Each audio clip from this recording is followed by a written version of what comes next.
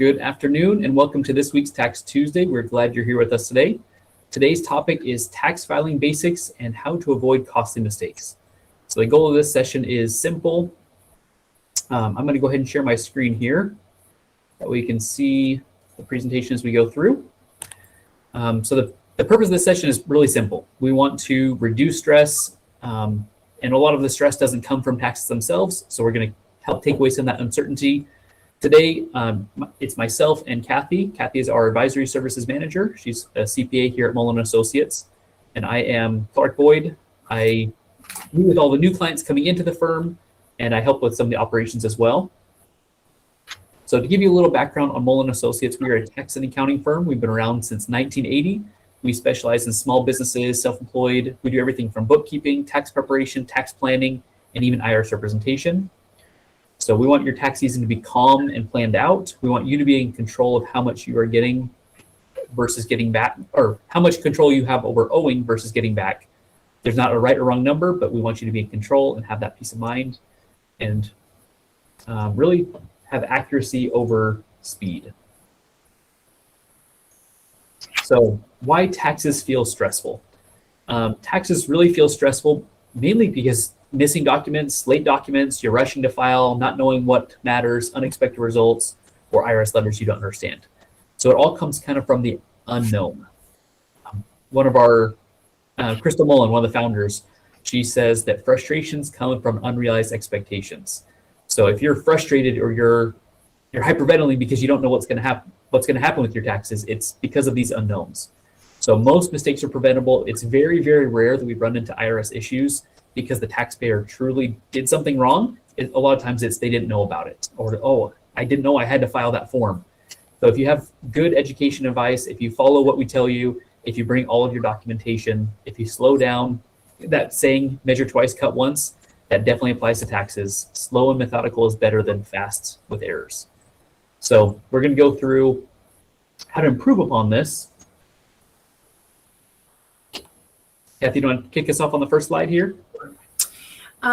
Basically, another common misconception that people have is that things stay the same from year to year unless you have a big splashy news announcement.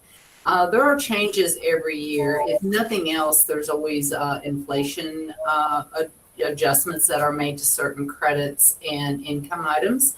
So there's always going to be changes. And then sometimes there are more drastic changes like what happened this year with the One Big Beautiful Bill Act that makes it even more, just different. It's not the same as it was the year before.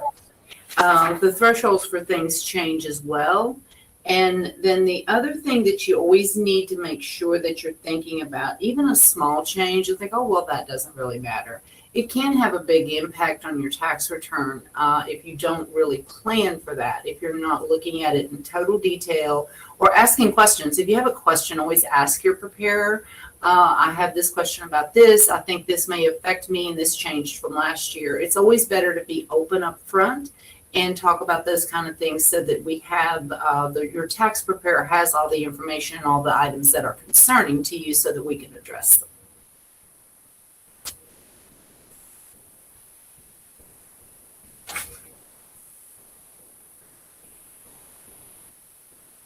I think you're muted, Clark.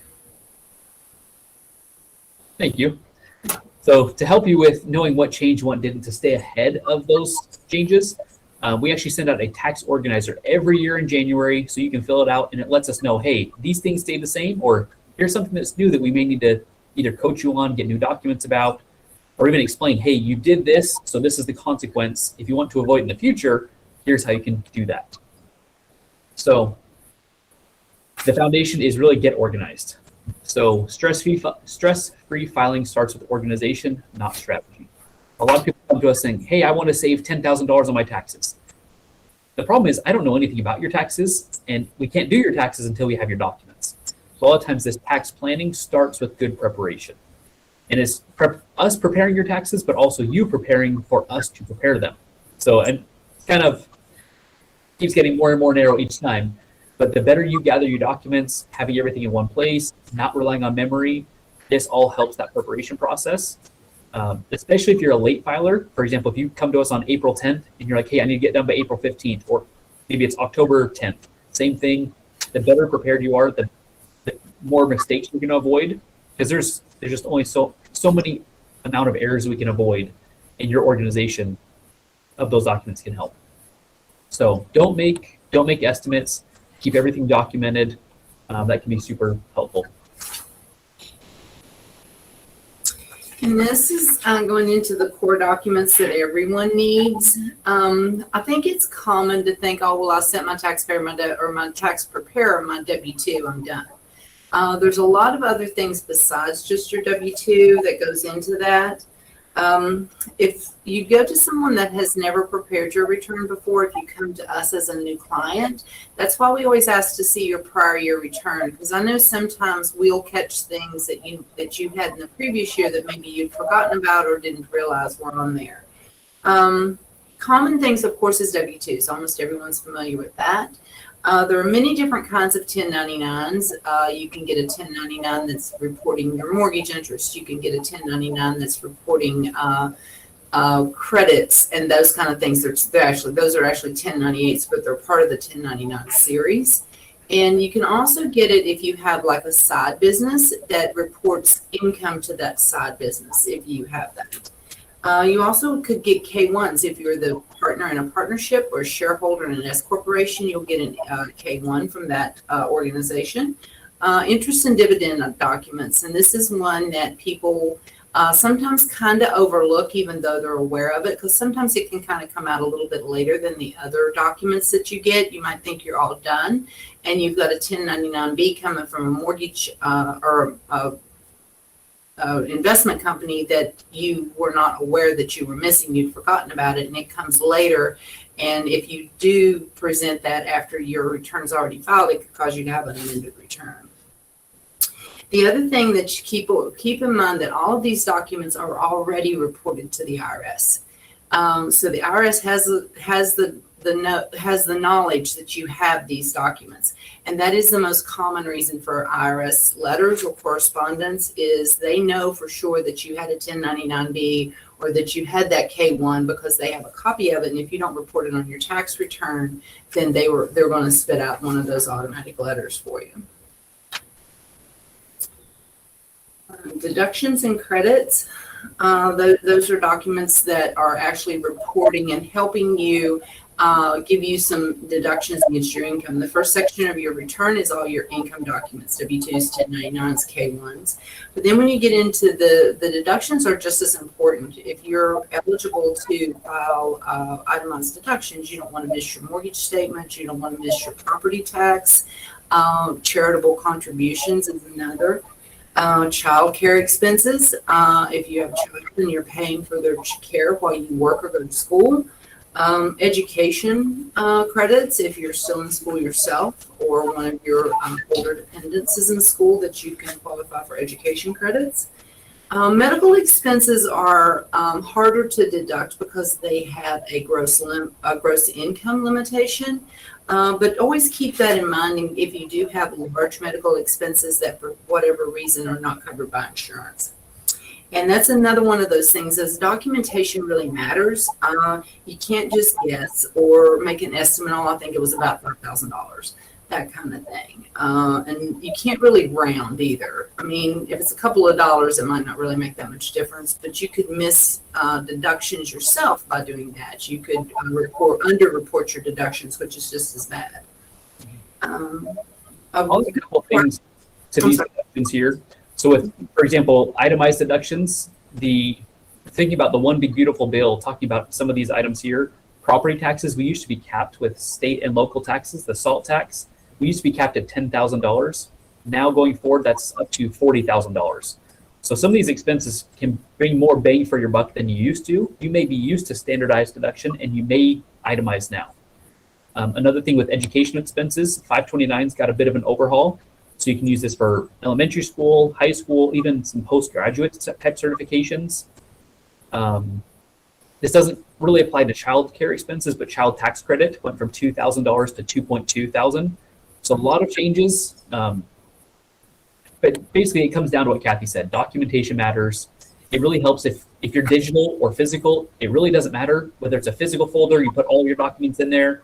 I prefer digital. I just have a Google Drive and I have one folder per tax year and it has everything for that year. And I even keep a checklist. So when I filed my 2024 taxes, I wrote down, here's all the documents I had. Here's the mileage I needed. Here is my itemized deductions. Here's everything. And I crossed it off as I received it. I'm using that exact same checklist for 2025, and I'm crossing it off as I get it. And there'll be a couple changes. Maybe I got a W-2 last year that I won't get this year, or maybe a 1099-R this year that you didn't get last year. So there'll be some changes, but as a good baseline, some taxpayers, they come in with 3 or 4 tax documents. Others are 50 or 60. So it's helpful to keep a list just to keep you sane. It helps that organizational process. It also jogs your memory in case, especially if you have multiple jobs and, it's like some jobs that you may work one year and not the next year. It kind of jogs your memory to at least think about it. Like, it's like, oh, do I really have that? And go looking for it before your tax preparer or the IRS has to ask about it. Mm-hmm. Exactly. So those are the actual physical documents that are reported to the IRS. Anything basically with the phone number goes to the IRS. If you aren't sure if you've received everything or not, or maybe you're going back to a prior year, you can always pull the IRS transcripts online and see what the IRS has reported on you. And it'll show your amount of income, maybe distributions, retirement, whatever it is, everything will be reported there. Because then you can be sure, hey, I at least won't get an IRS letter because I'm not reporting something that the IRS requires me to report. That doesn't cover this business income section because this is usually not reported directly to the IRS. So obviously if you get a 1099, that's reported, but most businesses are not required to receive a 1099. So make sure you have a dedicated business bank account for your income and expenses so you can have proper accounting. So key areas of this, you want to make sure your income is being tracked, your expenses are being tracked, your mileage is also important. A lot of business owners forget about keeping a mileage log. Keep your business and personal separate. This costs people more time and headache and money even to clean this up because they get 3 or 4 years into a business and they haven't filed taxes or their business is getting more complicated and they're looking for someone to help them. You're leaving deductions on the table by combining. I know it feels simpler, but I promise it's easier to separate it.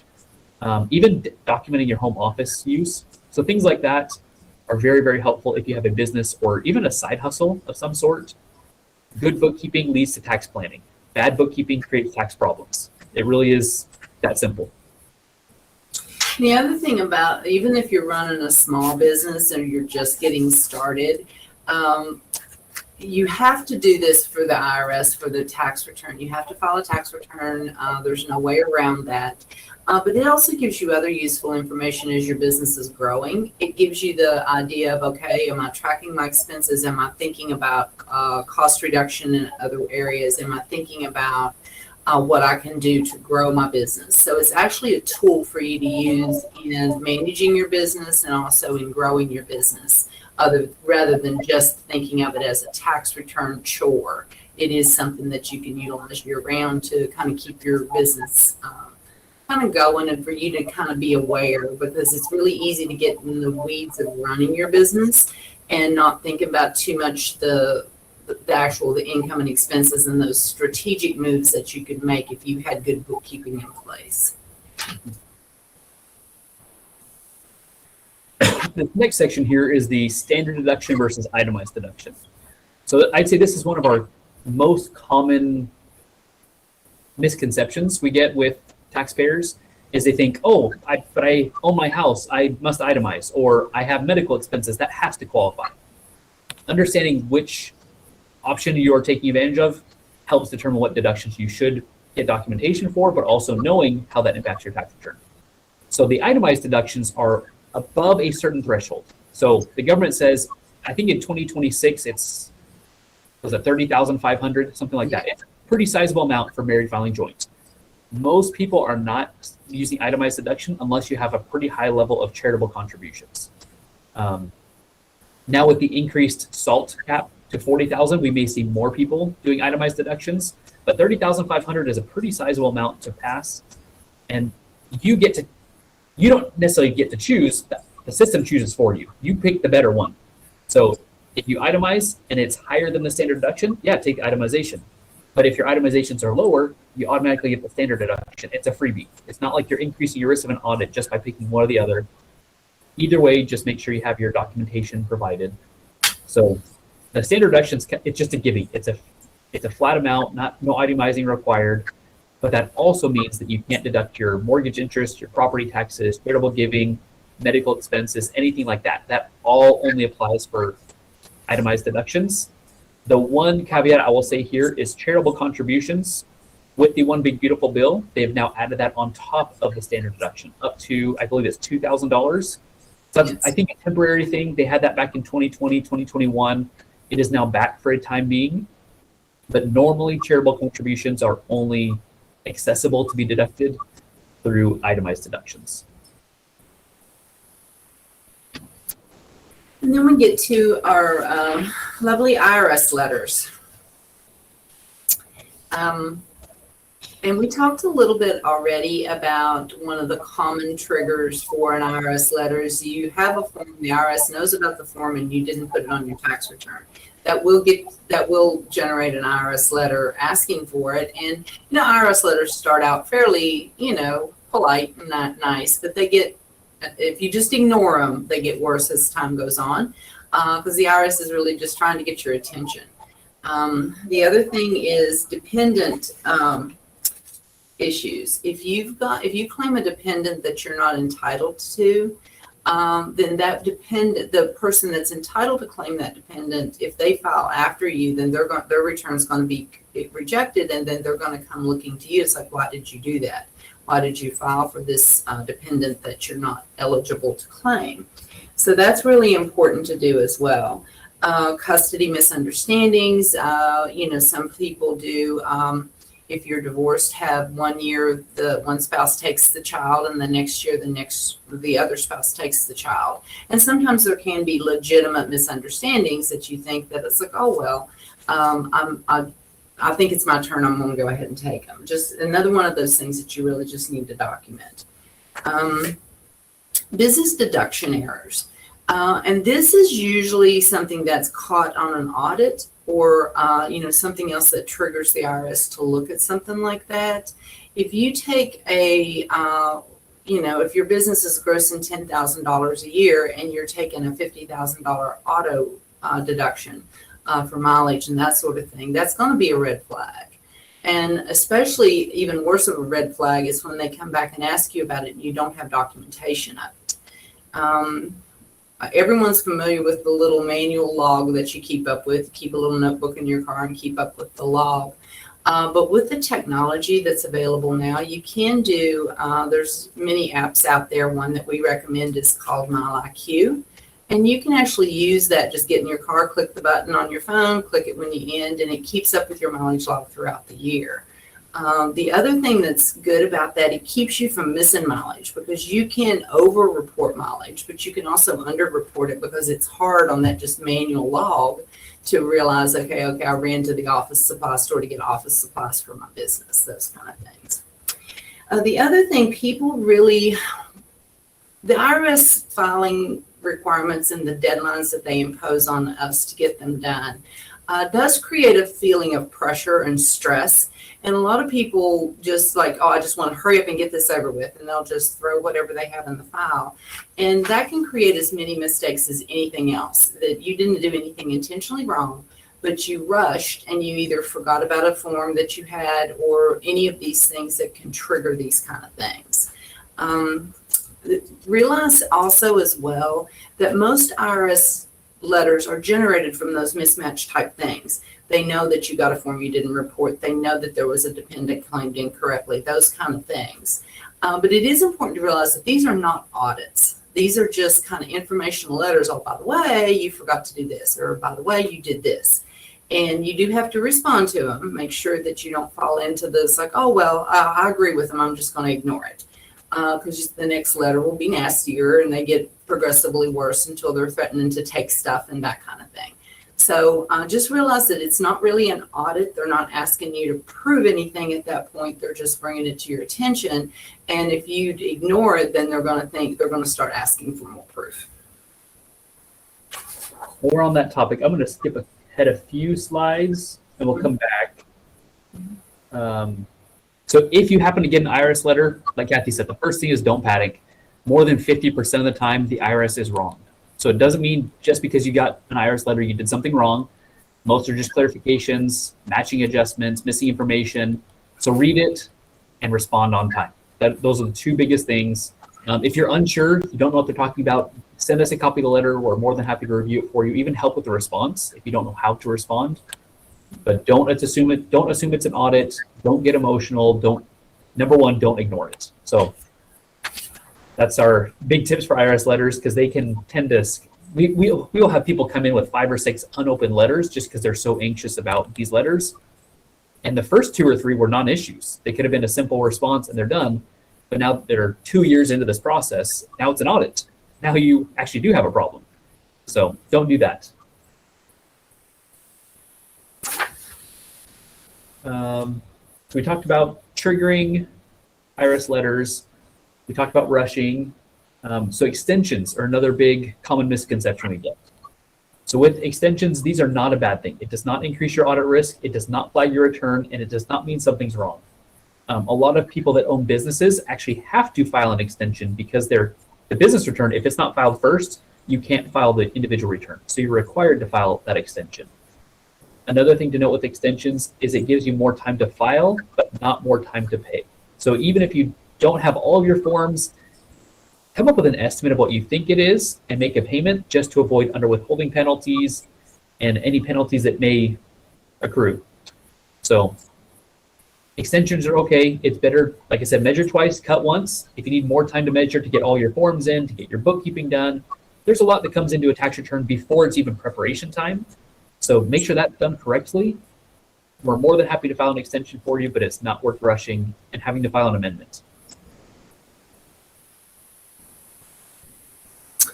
And this is talking about refunds. And it's like you hear folks say it all the time. It's like, oh, my brother-in-law or sister-in-law is the same situation as me, and they got a bigger refund than me. You must have done my tax return wrong. Everyone's return is different, and you don't necessarily, you're not in the same income bracket. There's different type of things that can make you have a different refund than anyone else. And it's also important to realize that a refund's not a bonus. It's not free money. It's your money that was paid into the IRS, and you basically overpaid your taxes is where that money comes from. It's not that you're getting this money back because, it's just, you did something right on a form. It's actually money that you've paid in. Now, there are refundable credits that you can get if you qualify for them. But again, you're qualified for those. You meet the criteria, everything is in line that you should get those. So it's not like you're trying to make a tax strategy out of it. Oh, if I do this, I'll get a bigger refund. The other thing is, if you do have a large refund coming from the IRS, basically you loaned them money throughout the year, because your IRS account is not a savings account. If you have an emergency, you can't go to the IRS and say, oh, I want some of that tax back that I've overpaid. They're not going to, they're just, okay, you have to file your next year's tax return and then you can get it. So it's always important to realize that try to get as close as you can. Don't go crazy the other way so that you owe a big amount at the end of the year. But it's always about predictability and not surprises. If you know that you're going to get a refund, that's a good feeling. You probably do want to file as soon as possible in that case so that you can get your money back. But accuracy is, again, important. That you file correctly, get the correct amount back so that you don't have to worry about it, down the road. Mm-hmm. One thing I'll add there is we have a totally separate webinar on estimated payments, withholding, and making sure that you're not under withholding or over withholding. So there's a whole webinar on that, talking about safe harbor and how to avoid penalties and interest. So if that's something that applies to you, go ahead and listen to that webinar. Some gray area questions I figure we can get into. So these are some really good questions we get. Number one, can I deduct my home when I work from home? A lot of these people are W-2 employees. The answer is just no. If you have a small business, something where you're generating income, whether it's 1099, contractor, the answer is likely yes, but there's certain qualifications. You can't take your whole house. You can't deduct your garage. Like there's definitely restrictions there, but it definitely something you can take advantage of. Venmo and Zelle payments taxable? Same thing, generally, yes. If you're receiving money for business purposes, you should report it on your taxes. Even if you're under that threshold for receiving a taxable form from them, you still should be paying taxes on it. For meals and work expenses. Meals, oftentimes people are like, oh, I can deduct this meal. It's a business purpose. Meals are still 50% rate. Entertainment is one that is no longer tax deductible. So that is 0. If you have tickets for the Super Bowl this weekend, even if you're bringing a client to it, it is still not tax deductible. Your side income, make sure you're claiming both the income and deductions on that. We want you to claim as many deductions as possible that are legal. So there's definitely some gray area here. Take advantage of what you can that applies to you. Use the tax code for you. Don't let it work against you. So on that same thing, work clothing, generally if it has a logo on it, if you can't use it for other purposes, yes, please deduct it. But if you're buying a suit that you can wear for 5 different other types of events, generally you can't deduct clothing like that. Your phone and internet, it's generally a percentage of your business versus personal use. So let's say for me, I use my cell phone 75% of the time for business, 25% for personal. If my cell phone bill is $100 for just even numbers, that means I get $75 of that $100 as a business deduction, not the full 100. Same thing would apply with the internet. Same thing, similar on the mileage. You take your standard mileage and it's X amount of miles. So if I drive 10,000 miles for business and another 5 for personal, I only get deductions for those 10,000 of business. If you forget a document, not really an issue, but I would think, why did you miss the document? Is it a new one that you didn't know about? Surprises do happen. Amendments are required sometimes. But if you just rush through it, I would slow down next year, keep that checklist, stay a little bit more organized, and then make sure you don't miss it again next year. So depending on what the form is you missed, you may need to file an amendment. Sometimes it's not important. For example, if you missed a $100 deduction on your business, it might not be worth amending. The cost of the amendment, the minimization in tax, it's not that big of a deal. If you missed a $20,000 deduction, that's maybe a different story. Or if you missed a W-2, you will be required to file an amendment because you will get an IRS letter. If not this year, you will eventually, and they will require that amendment.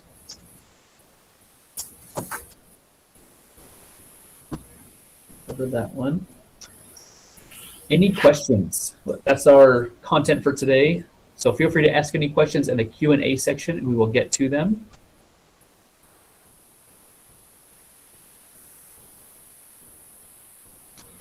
So here is one question here. My refund is smaller this year. Did I do something wrong? Not necessarily. I think this is one of the things that you really should do, even if you're not you're bringing your tax return to us because you don't want to do it. You're busy, you're running your business, you're running your life, but you should at least review it. And if you look at something and say, well, it's not quite right, then your tax preparer will go back into the details, and that's where you can often find things that's like, well, this is why your refund is smaller this year. Your income was about the same, but for some reason your withholding was lower than it was in the past. Or you had a job, you got a new job, and you didn't notice when you started that they weren't taking out any federal withholding. So there's many reasons why your refund can go down, but it is really, really important that you at least high level look at your tax return and say, okay, I know I had 5 W-2s and the total is not what this is. Looks like that maybe you missed a W-2. So that's important to kind of know. And then also if if a child got to the point of they're no longer allowed to be your dependent, you don't qualify for the child tax credit anymore.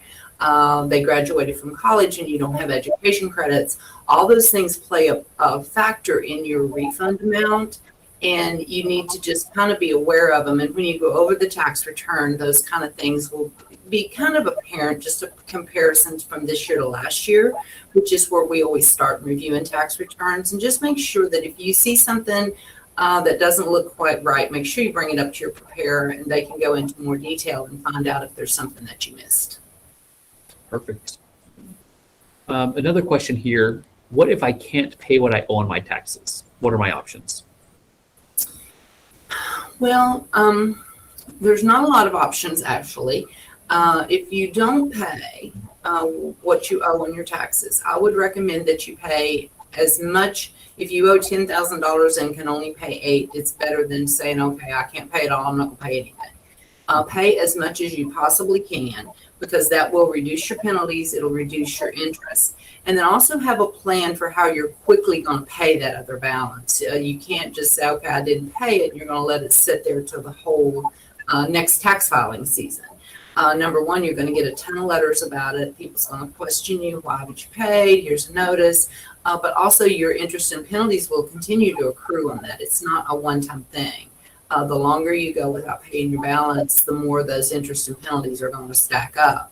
And that can affect you even for your next year's filing. If you end up next year having a large refund for some unforeseen circumstance, or maybe you knew about it, the IRS will attach that refund if you have past taxes. So it's important to get caught up as soon as you possibly can.